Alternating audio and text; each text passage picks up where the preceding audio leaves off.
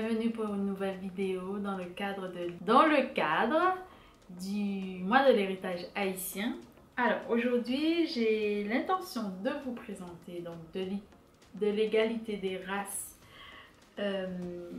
anthropologie positive d'Anténor Firmin aux éditions Mémoire d'Encrier. Donc c'est un essai, si on peut dire un gros essai, qui ici va nous parler de la réponse d'Anténor Firmin, qui est avocat, à Gobineau sur les questions de race et de la classification en fait des personnes, entre guillemets.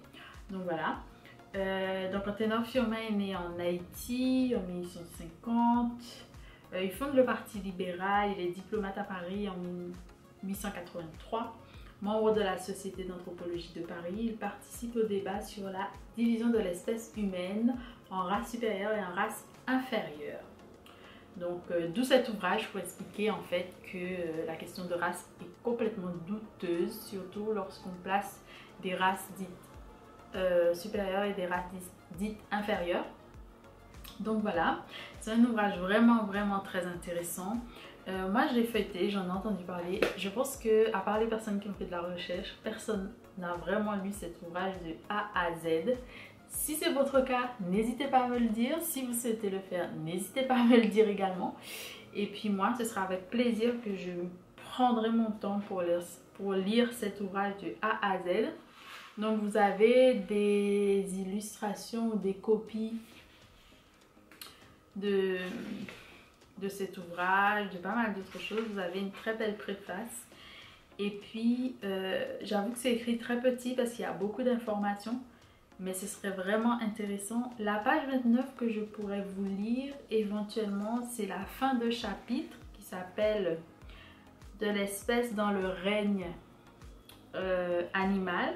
Et ça se termine ainsi. Aujourd'hui, les choses ont changé d'aspect. Les esprits plus éclairés aiment mieux se renfermer dans une circonspection intelligente.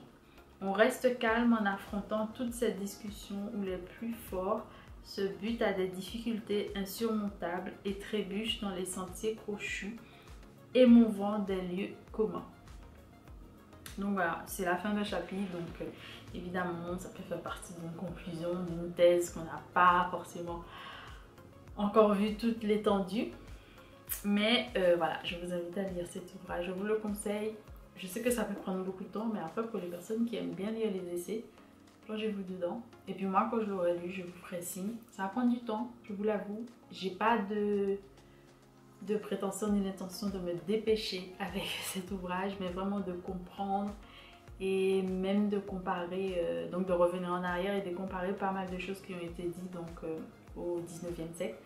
Donc voilà, je vous dis à très bientôt pour de nouvelles aventures ensemble. N'hésitez pas à vous abonner pour plus de contenu, pour ne rien rater, à partager évidemment, pour aussi me soutenir dans mon entreprise. Et puis, je vous dis à très bientôt pour de belles aventures ensemble. Bonne lecture, bisous!